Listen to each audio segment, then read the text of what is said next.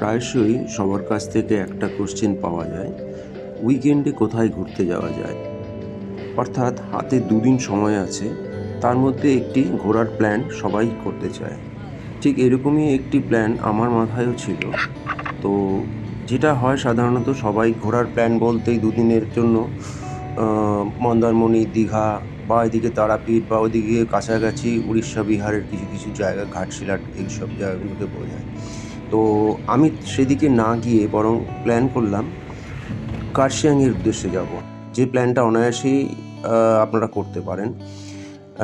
আমি যেটা করেছিলাম এইখান থেকে কার্শিয়াং ট্যুরটা এইভাবে সাজিয়েছিলাম, একটা রাত ওখানে স্টে করব, বাট 2টো দিন আমি ওখানে কাটাবো।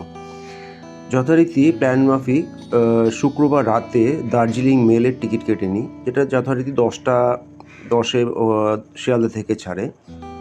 পরের দিন সকাল 8:15 8:30 নাগাদ আপনাকে শিলিগুড়ি পৌঁছে দেবে, এনজিপি পৌঁছে দেবে। তো এনজিপিতে পৌঁছেই আমার আগে থেকেই গাড়ি ঠিক করা ছিল, একটা গাড়ি বুক করে রেখেছিলাম, এবং যার সঙ্গে আমার কথাই হয়েছিল যে এনজিপি থেকে আমাকে পিক আপ করে সারাদিন ওখানকার সাইট সিইং যেগুলো করব করে সেই আমাকে বিকেল নাগাদ পৌঁছে দেবে আমার হোমস্টেতে। একটা হোমস্টেও বুক করে রেখেছিলাম আগে থেকে ওই রাত্রিটা স্টে করার জন্য। তো সেই ট্যুরটা আমরা কিভাবে করেছি সেটাই আপনাকে আজকে জানাচ্ছি, আপনারা দেখতে পারেন, ভালো লাগবে। যথারীতি আমাদের গাড়ি ঠিক করা, যেটা আগে থেকেই বুক করা ছিল, সেই গাড়িতেই এনজিপি থেকে আমরা ফ্যামিলি উঠে পড়ি। পাংখাবাড়ি রোড ধরে আমরা এগিয়ে চললাম কার্শিয়াংয়ের উদ্দেশ্যে। যথারীতি আমরা দেখতেই পাচ্ছেন পাংখাবাড়ি রোড, যেটা খুবই ভালো, রাস্তার কন্ডিশন সত্যিই খুব ভালো, কোথাও কোনো অসুবিধা নেই। কিছু কিছু জায়গায় শুধু রোড ওয়ার্কের কাজ চলছে, তো সেই জায়গাগুলো আপনাকে একটু স্লো ডাউন করে দেবে এরা। আর যতটা রাস্তা আপনি যাবেন পুরোটা রাস্তায় আপনার পাশাপাশি চলতে থাকবে টয় ট্রেন, এবং কখনো আপনি তাকে ক্রস করছেন বা ও আপনাকে ক্রস করছে, এরকম দেখতেই পাবেন। তো এই পাংখাবাড়ি রোড ধরে গিয়ে কিছুটা যাওয়ার পর আমরা ব্রেকফাস্টের জন্য সবার আগে একটা জায়গায় দাঁড়াই। দার্জিলিংয়ের বিখ্যাত ফুড বলতে যা বোঝায়, মোমো, ম্যাগি, এই চললো আর কি, তার সঙ্গে কফি, চা, যে যা খাবেন খেয়ে নিয়ে সেখানে কিছুটা সময় কাটিয়ে নিয়ে, বুঝতেই পারছেন সারা রাত্রি ট্রেন জার্নি, ট্রেনে আসা আমার তো ভালো ঘুম হয় না, তবু যতটুকুন হয় ততটুকুনি কাটিয়ে নিয়ে এখান থেকে একটু ব্রেকফাস্ট করে আমরা বেরিয়ে পড়লাম কার্শিয়াং সাইট সিইং দেখার উদ্দেশ্যে। গাড়ি আমাদের এগিয়ে চললো। তো ভালোই রাস্তা, দেখতেই পাচ্ছেন রাস্তাঘাটের অবস্থা যথেষ্ট ভালো, কোনো অসুবিধা নেই। ছোটোখাটো কিছু শুধু রোড ওয়ার্কই রয়েছে এখানে। আমাদের গাড়ি ক্রমশ চড়াইয়ের দিকে যাচ্ছে, দেখতেই পাচ্ছেন। আর যত ওপরের দিকে উঠছি তত ওয়েদার চেঞ্জ হচ্ছে, এবং সবথেকে বড় কথা, আমরা যে টাইমটা চয়েস করেছিলাম ডিসেম্বরের ফার্স্ট উইক, বলতে বাধা নেই, ভীষণ সুন্দর ওয়েদার, খুব সুন্দর। এবং আমরা যেটা ফার্স্ট সাইট সিইং এসে পৌঁছলাম দেখতে দেখতে, এটা হচ্ছে গিদ্দা পাহাড়। এবং গিদ্দা পাহাড়ে যাওয়ার সময় রাস্তাটা যেটা পড়লো আমাদের, গিদ্দা পাহাড় ফলস আমরা ফার্স্ট আমাদের রাস্তায় আসে। তো এইখানে গিদ্দা পাহাড়ের একটা ব্যাপার আছে, এগুলো যেহেতু পাহাড়ি ঝর্ণা, মাথায় রাখবেন এগুলো কিন্তু শীতের সময় অর্থাৎ নভেম্বর ডিসেম্বর মাসে কিন্তু ঝর্ণার জলের পরিমাণটা খুবই কম থাকে। তো সেই হিসাবে এখানকার ঝর্ণাটা সেরকম মানে খুব সরু ধারায় বইছিল সোজা বলতে গেলে। তো তবুও ঠিক আছে, আমাদের সাইট সিইংয়ের মধ্যে যেহেতু এটা ছিল, আমরা গিদ্দা পাহাড় ফার্স্টে ভিজিট করে এখানে বেশিক্ষণ কাটাইনি, কারণ দেখার মতন সেরকম কিছু নেই, জলের পরিমাণটা এতটাই কম যে বেশিক্ষণ না থাকাটাই আমরা মনে করলাম ভালো, তার থেকে বরং অন্য সাইট সিইংগুলোতে যাওয়াটা উচিত তাড়াতাড়ি। তো এই সেই গিদ্দা পাহাড় ফলস, দেখতেই পাচ্ছেন জল খুব সরু ধারায় বইছে, এবং এখানে অনেকেই ছবি টবি তুলছে, আমরাও তাই তুলেছি ফ্যামিলিগতভাবে, ফ্যামিলি যেহেতু গিয়েছি। তো এখানে বেশিক্ষণ সময় না কাটিয়ে আমরা বেরিয়ে পড়লাম আমাদের পরবর্তী ডেস্টিনেশন ঈগল কেজের উদ্দেশ্যে। এই ঈগল কেজ আমার অনেক দিনেরই একটা ইচ্ছা ছিল যে এই জায়গাটা কিন্তু মানে ভিউ পয়েন্ট হিসাবে ভীষণ ভীষণ ভালো, এবং আমার মনে হয় কার্শিয়াংয়ের মধ্যে দ্য বেস্ট ভিউ পয়েন্ট হচ্ছে এই ঈগল কেজ।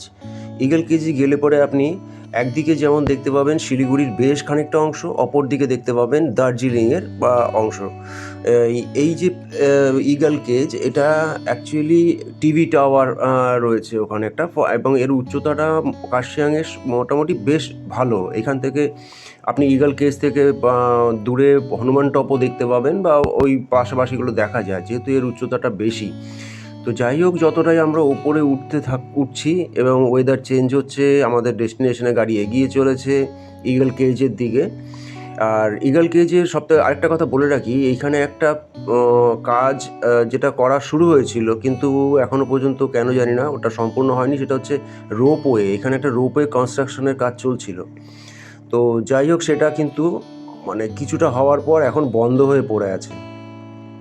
আমরা যথারীতি পাহাড়ের আঁকাবাঁকা রাস্তা ধরে আমাদের গাড়ি এগিয়ে চললো।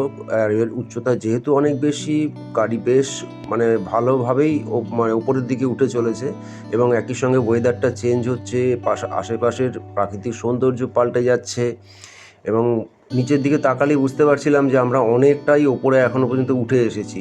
ওয়েদার একদম সুন্দর, নীল আকাশ, কোনো অসুবিধা নেই। আর আমাদের যে সময়টা আমি চয়েস করেছিলাম নভেম্বর বা ডিসেম্বরের প্রথম দিকটায়, এই সময়টায় দার্জিলিং, কার্শিয়াং এই জায়গার যে ওয়েদারটা খুবই ক্লিয়ার থাকে, এবং ঘোরার জন্য আমার মনে হয় সব থেকে বেস্ট। আমরা গিয়েছিলাম ডিসেম্বরের ফার্স্ট উইকে, মানে 5 তারিখে গিয়েছিলাম। তো সেই সময় ওয়েদার আপনি দেখতেই পাচ্ছেন যে ভীষণ পরিষ্কার আকাশ, মানে মাথার ওপর রোদ ঝলমল করছে, নীল আকাশ অনেক দূর পর্যন্ত দেখা যাচ্ছে। দূরের কাঞ্চনজঙ্ঘা কোনো সময় ছোট্ট করে দেখা যাচ্ছিলো, কারণ কার্শিয়াং থেকে কাঞ্চনজঙ্ঘা দেখা যায় আকাশ পরিষ্কার থাকলে, এবং সেটা আমরা পাচ্ছিলামও। এবং এই গিদ্দা পাহাড় ফলস ক্রস করে যখন আমরা ঈগল কেজের দিকে এগিয়ে চলেছি, তখন মাঝে মাঝে কাঞ্চনজঙ্ঘা উঁকি দিচ্ছিল, কিন্তু মাঝে মাঝে কুয়াশা থাকায় ওটা সম্পূর্ণভাবে দেখা যাচ্ছিল না। যাই হোক, আমার ছেলে যেহেতু আমার সঙ্গে এইবার প্রথম পাহাড় দেখতে যাচ্ছে, ওর কাছে পুরো ব্যাপারটাই ভীষণ এক্সাইটিং, এবং ও তো স্পিচলেস হয়ে গেছে যে পাহাড় যে এরকম দেখতে হয়, এই যে রাস্তাঘাট, এই যে তার প্রাকৃতিক পরিবেশ, ও ভীষণ রকমের এক্সাইটেড আমার ছেলে রায়েন। এবং এই প্রাকৃতিক সৌন্দর্য দেখতে দেখতে আমরা এগিয়ে চললাম আমাদের পরবর্তী ডেস্টিনেশন ঈগল কেজের দিকে।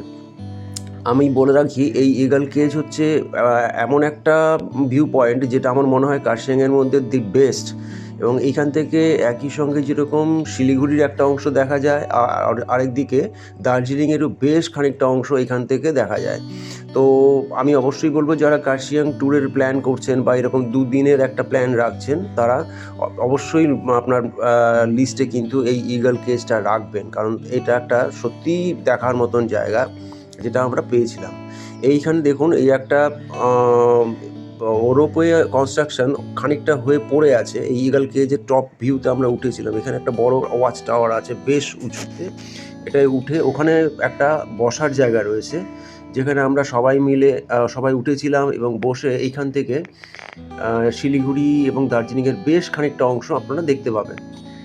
তো এই সেই ওয়াচ টাওয়ার যেটা আমরা উঠেছি আমাদের ফ্যামিলি নিয়ে, রায়ান এবং ওর মাকেও দেখতে পাচ্ছেন, সুপর্ণা। তো জায়গাটাকে ভীষণ ওরা খুব খুশি, কারণ আমরা ওয়েদারটাও পেয়েছি ভীষণ ভালো, দূরে বহু দূর পর্যন্ত দেখা যাচ্ছে, কিন্তু কুয়াশার জন্য বলতে পারেন কিছুটা বাধা পাচ্ছিলাম আমরা। আর এই জায়গাটায় উঠে কিন্তু মানে টেম্পারেচার অনেকটাই কমে গেছে, প্রচণ্ড ঠান্ডা, একটু হাওয়ার গতিবেগটাও এখানটায় বেশি।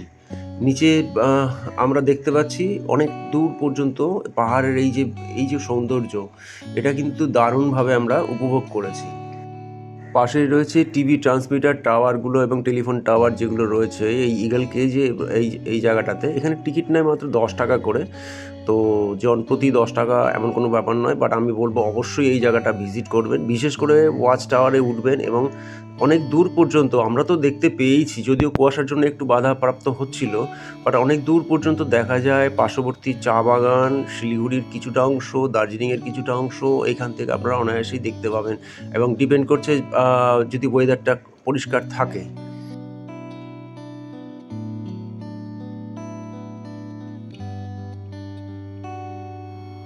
এই ঈগল কেজেই একটা ছোট্ট পার্ক রয়েছে যেখানে বাচ্চারা খেলাধুলা করতে পারে। ডাইনোসরের কিছু স্কাল্পচার করা আছে এবং বসার একটা জায়গা রয়েছে যেখানে অনেকেই দেখলাম বসে রয়েছে সবাই। তো সেখানে গিয়েও বসে কিছুটা সময় কাটাতে পারেন।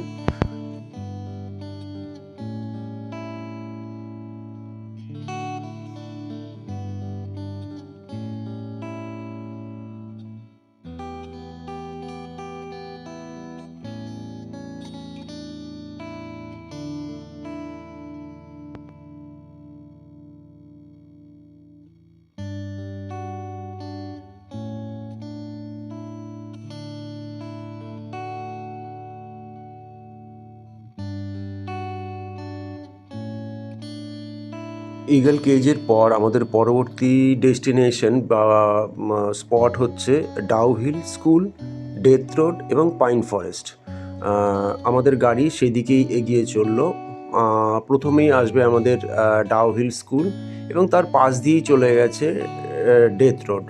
যাই হোক, ডাউ হিল স্কুলের একটা বদনাম সুনাম যাই বলুন, একটা ভুতুড়ে ব্যাপার ট্যাপারের একটা কিছু রয়েছে যেটা অনেকেই বলে, কিন্তু আমরা সেরকম কিছু পাইনি। রোদ ঝলমলে দিন, ওপরে নীল আকাশ, কোনো ভূতের নামগন্ধও নেই। আমরা যথারীতি পৌঁছে গিয়েছিলাম ডাউ হিল স্কুলে এবং বলে রাখি এখানে কাউকে ঢুকতে দেওয়া হয় না, আপনাকে বাইরে থেকেই যা ছবি টবি তোলার তুলতে হবে এবং পাশেই পার্কিং লট রয়েছে, সেখানে গাড়ি রাখতে পারেন আপনারা আপনাদের ছবি তোলা বা যা করার করে। এখান থেকে পাশেই রয়েছে হচ্ছে ডেথ রোড। এর পাশ দিয়েই চলে গিয়েছে যে রাস্তাটা, খানিকটা গেলে পরেই ডেথ রোড পড়বে। আমরা সেই রাস্তা আমাদের গাড়ি নিয়ে চললো। ডেথ রোড ধরে এগিয়ে চলার কিছুটা যাওয়ার পরেই পড়বে আপনার পাইন ফরেস্ট। আমরা সেখানে নামিনি, আপনারা পাইন ফরেস্ট জাস্ট দেখতেই পাবেন। ওখানে নেমে অনেকে ছবি টবি তুলছিল। যেহেতু আমাদের টাইম শর্ট, আর তার জন্য দাঁড়াইনি, কারণ এর পরের আমাদের অনেকগুলো ডেস্টিনেশন আমাদেরকে কভার করতে হবে। এর পরবর্তী ডেস্টিনেশন আমাদের রয়েছে যেমন হনুমান টপ, যেটা আরও অনেক উঁচুতে এবং বেশ খাড়াই রাস্তা। অভিজ্ঞ ড্রাইভার ছাড়া এই ধরনের রাস্তায় গাড়ি চালানো সত্যিই খুব কঠিন। মানে বেশ উচ্চতায় যাওয়ার পর আমরা যথারীতি পৌঁছলাম হনুমান টপ। এখানে রয়েছে হনুমানজির এক বিশাল মূর্তি এবং সঙ্গে ছোট্ট একটি মন্দির যেখানে আপনি চাইলে পুজো দিতে পারেন।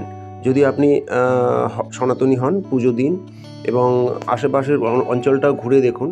এখান থেকে যেমন আমরা কাঞ্চনজঙ্ঘার কিছুটা দেখতে পাচ্ছিলাম, বলবো না যে খুব ভালো কিছু দেখা যাচ্ছিল, কারণ প্রচণ্ড কুয়াশা ছিল, যা কাঞ্চনজঙ্ঘা পুরোপুরি ভিউ হচ্ছিল না। আমার ছেলে তো ভীষণ রকমের এক্সাইটেড, কারণ ও পাহাড় এই প্রথম দেখছে এবং সবার ছবি তুলছে, ও খুব এনজয় করছিল।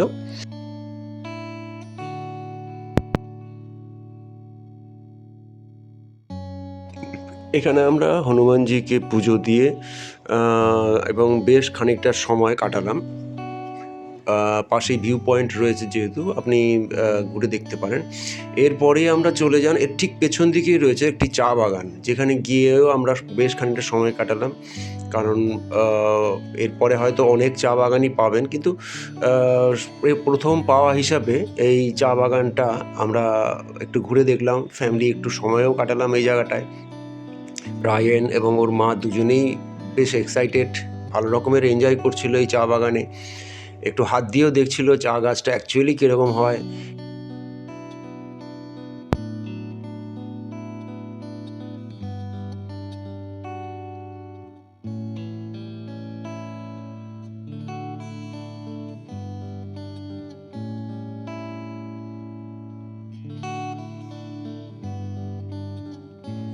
এই হনুমান টপে বেশ খানিকটা সময় কাটানোর পর আমরা চলে যাই লাঞ্চ করার উদ্দেশ্যে।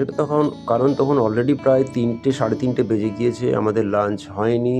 আমরা লাঞ্চ করার জন্য চলে আসি এবং লাঞ্চ শেষ করে আমরা আমাদের হোমস্টেতে পৌঁছে যাই।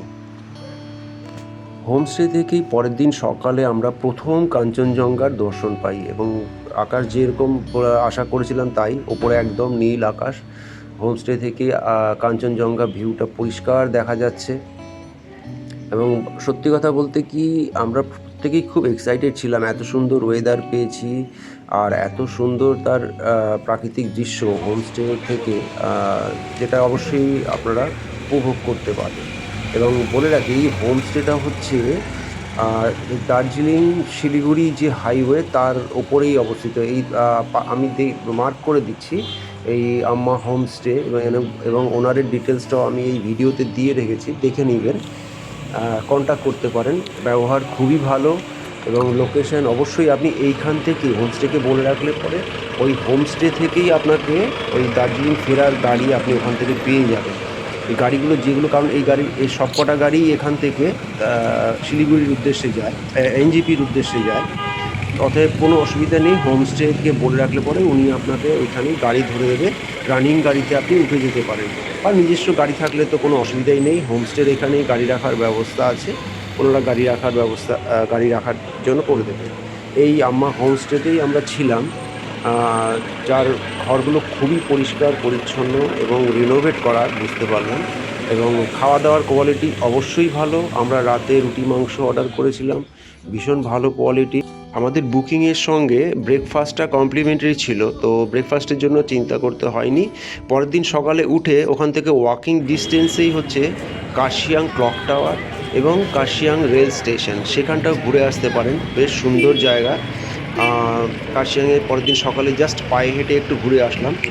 আর কারণ সকালবেলায় আপনাকে যদি ফেরার ট্রেন ধরতে হয় তাহলে কিন্তু আপনাকে একটু তাড়াতাড়ি ওখান থেকে বেরিয়ে আসতে হবে। ওনারকে যেহেতু বলা ছিল তাই আগের থেকে গাড়ি বুক করা ছিল। গাড়ি যথারীতি বাড়ির সামনে এসেই আপনাকে কল করবে, আপনাকে ওইখান থেকে তুলে নেবে, আপনাকে এনজিপি পৌঁছে দেওয়ার জন্য।